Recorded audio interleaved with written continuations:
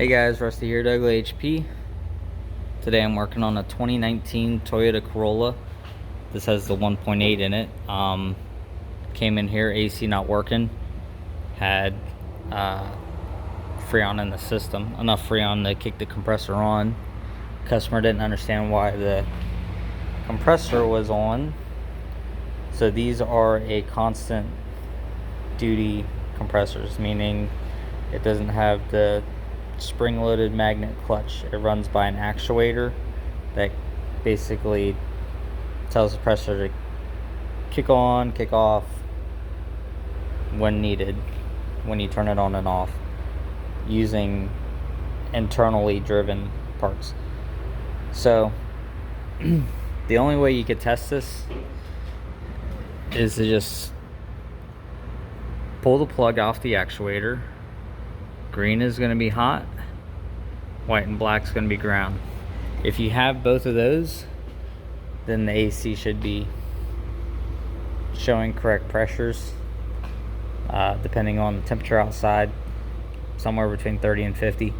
I live in Florida, so the pressure is a little bit higher on the lower side when it's hot out, normally between 40 and 50 on a hot day.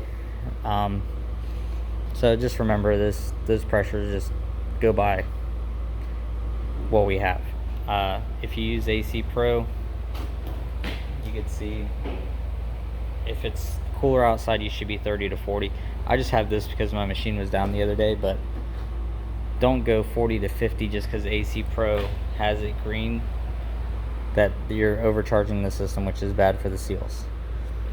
So if you have Freon in there, and let's say you hook the AC Pro up to it with the vehicle running, and you have pressure all the way up here in the red, okay, that means the compressor is not kicking on the low side, or it's not kicking on internally, and it's not dropping this down. So basically it's like as if the car is off.